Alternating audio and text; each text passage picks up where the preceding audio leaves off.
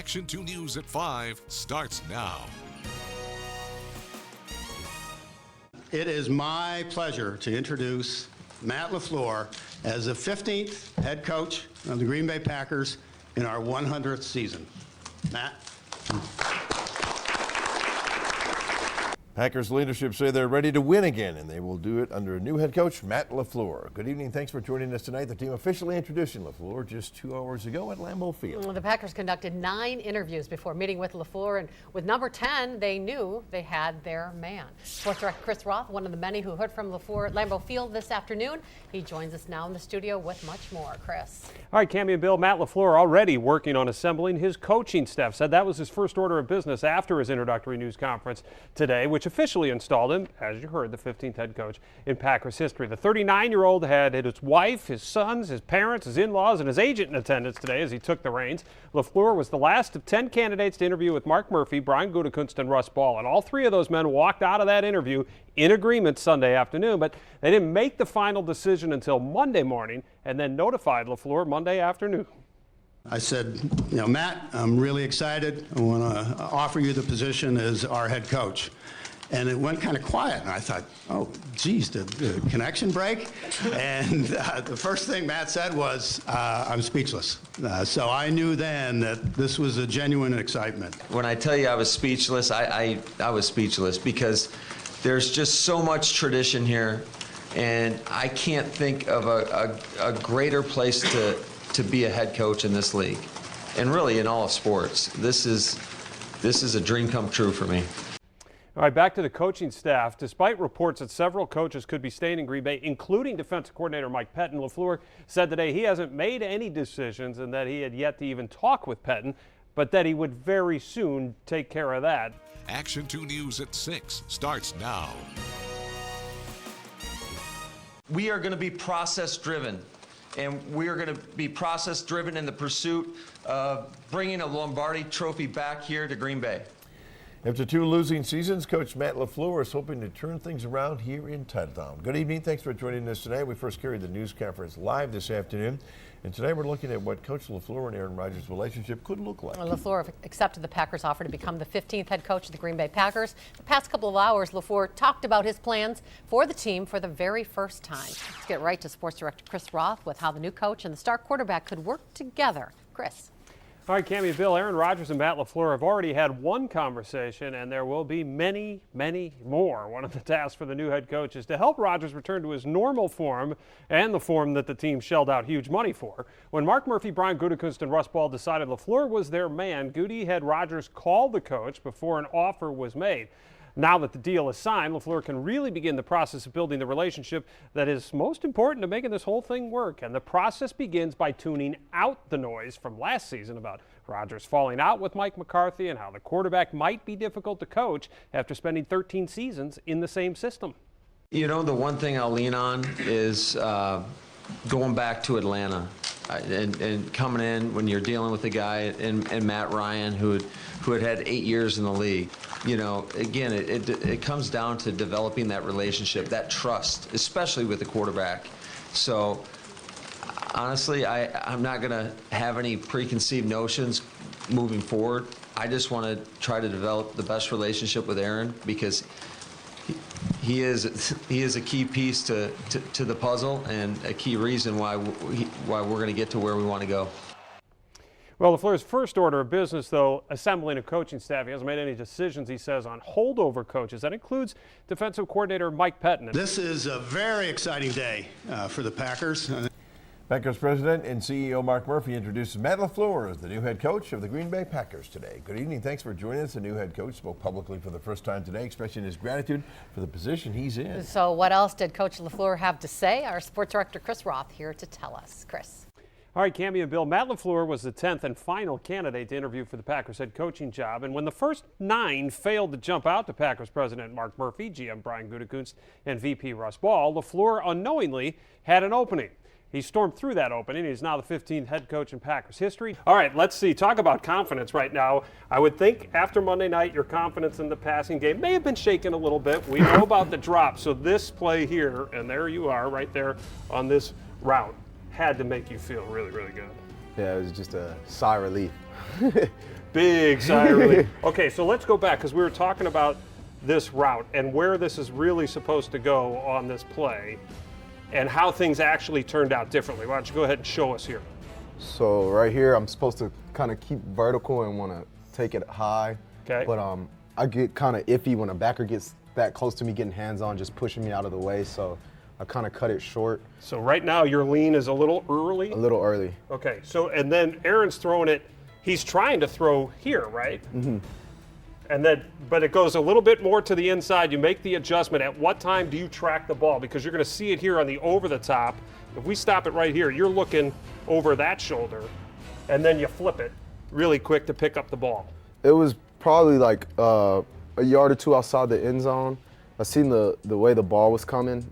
I knew it wasn't going to land over that way. Yeah. So I was going to have no choice but to track the ball, flip my head, and get to it if I wanted to score. Well, if you're ever going to make up for a touchdown drop, that high degree of difficulty is the way to do it, right? Yes, so sir. That was outstanding stuff there. Okay, so let's go back earlier on the drive, and this is the running plan. You guys didn't run it a lot today, but you ran it enough to keep it effective. In Dallas, you guys switched a lot from outside zone to inside zone. Are you more comfortable doing that? And then how does this play fit into either outside or inside zone? Yeah, I'm definitely comfortable running inside, outside zone. This play is, the way it's blocked up right now is very similar to inside zone, except for we're just getting double teams from right here. They're working up to this backer, a double team out of these two guys working up to this backer. So I know I'm reading this front side backer, play side backer. Okay, that's this guy right there. That's this guy right here. If he feels right here, I know I'm going to hit it right here. If he feels right here, I know I'm going to hit it right here. But he's being covered up right now, so it's perfect. I just go to the next gap, and I see that's collapsing, so I get outside. So then you bounce it outside, which you're really, really good at. The lateral quickness, I think, catches a lot of guys by surprise, namely number 21 right there, and that's a 15-yard gain. That was the longest rushing play of the day in this game. Now, just to show the full package here, this is the ICER to MVS, but that's you split wide. What do you like about being split wide? Because we see it a lot in Matt LaFleur's offense. Both you and Jamal have played all the way out on the ends. I like that most of the time you get lined up with a linebacker. This time it just happens to be a safety, but it's not a corner. Okay. Usually if it's not a corner, you're going to feel good about that. Okay, so the play actually unfolds behind you. Is he the primary route on this? Yes. And you're a clear out for Yes. him to pick up. This is a third down and short. He picks it up. At what point do you see this happening? Because you're about to re-enter the picture, locked on right there with the Well, safety. if you reverse it a little bit, Yep. to about right where he's about to catch it, Okay. a little bit, like right here. Yep. You keep going a little bit. You can see me. I'm looking back at the quarterback the whole time, Right, so I can see this happening, and I Yep. can see that happening. And you see, I'm looking back. Right, I was looking back. I saw him catch it, and I seen him break that tackle. I was blocking him from the time Probably he caught right it. here, all the way to here. That's a very sustained block. You guys are in business. That's the touchdown. That ices the game. Never gets old, does it? Happy 62nd anniversary to the home away from home this summer for the Packers. St. Norbert College in De Pere first hosted the team during camp under Scooter McLean back in 1958. Vince Lombardi continued that, and that has run right on through this week. It is the longest use of a single camp facility in the NFL. This year's Packers moving into the dorms at St. Norbert on Tuesday. Blake Martinez had a little help from his baby daughter Kinsley. Plus, Geronimo Allison, his custom Jeep, arriving in style. The transition to dorm life is important for team building, but it can also be a bit of a pain. You know, a lot of us would prefer to be home, you know, in our comfortable beds, but dorm life is camp life. You know, it brings us all together. Yeah, no, I think this year is probably the most excited I've been to go into the dorm. The kind of culture and stuff with the defense has just been awesome throughout OTAs. Everybody wants to kind of hang out, do things. Dorms is dorms, man. You know, that if you want to ask that question again, what I least look forward to is staying in the dorms. 30 years ago, the Cardiac Pack sent fans' hearts racing. This Mikowski has got an arm. Lindy Infante's 1989 squad went 10-6, 4 of those wins coming by a single point. That's still an NFL record. When's the last time we've seen that?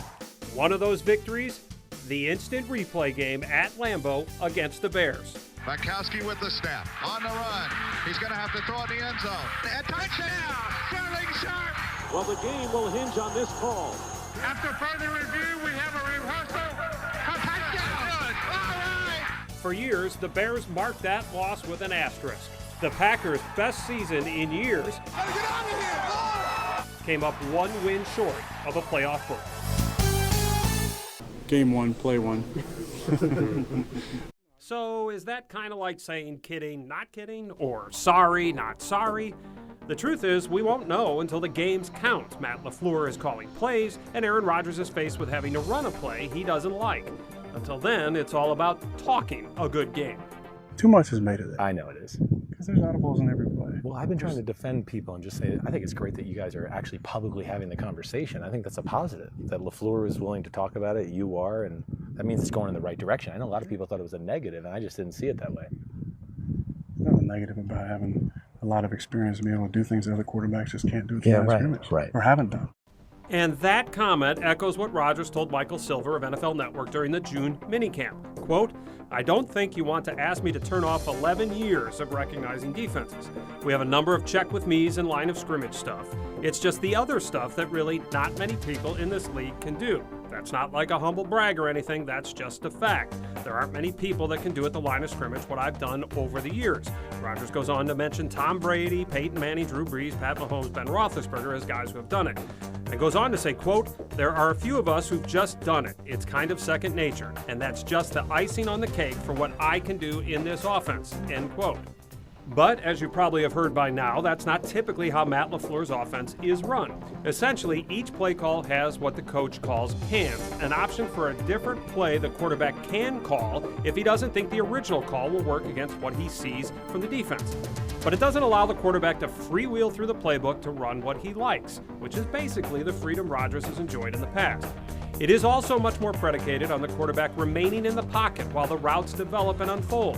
Remember, they're designed to get the receivers open. In the past, Rodgers has made a ton of plays and money by making plays out of the pocket when receivers can't get open.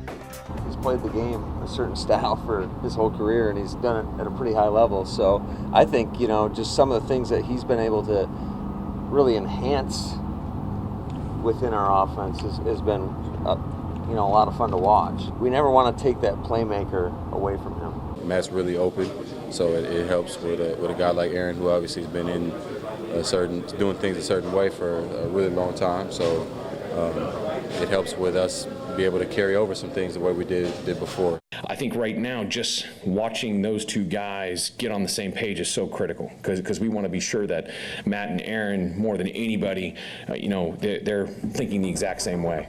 But before you start thinking that this is all about the coach having to bend to the player, know that the player is buying what the coach is selling also, because he has seen this offense produce right before his eyes. So it's all about the presentation. If I make you think that... So okay, you want me to think here, what am I going to look like if I'm buying outside? I'm going to come off here, I'm going to skip and get this leverage, and then now they're thinking that he's going to get there. So when I do that, that's when they jump that way, right? And then I come back underneath. So we always hear defensive backs being able to turn their hips, right? So you're trying to turn their hips, right? Get their hips get him outside. Yeah, same thing. As soon as I see you rock there, and then if I come here and I see that you're still inside, I'm gonna take that. Okay. So they think that it's choreography when I do it. I'm going off of what I see. So I just think I have the ability to think really quickly based off of what I see. So my mind, my eyes tell my brain, they react kind of, hand in hand. What are they watching? Because everybody's looking for a cue, right? A tell. Yeah. But you're presenting multiple tells, are you not? Yeah, that's the thing. Most people, when they do that, they pick what they want to do. So when they come off, they say, this is the release I'm going to do. Whereas my starting point is the hop or the takeoff, and then the change of direction is now I'm reevaluating where you are and what I'm going to do next. So when you're up in your hop, you're actually processing information. And if I hop there and you stay inside, then I may take it. Or if I have a route that's there, I may still do that, but I just got to really make you think I need to get outside, because then once I turn my head this way, you can't help but you have to respect it. Otherwise, I'm just going to take off running because you don't know what my route is. Right. So you have to respect it. And, some guys guess and then you guess right, but that's only 50-50, and that's a F. Where is Zadarius Smith going to rush from? Inside. Where is Mr. Gary going to rush from? Probably inside. So where does on that third leave? down. Like Danny, he's not as versatile as the other guys. Right. So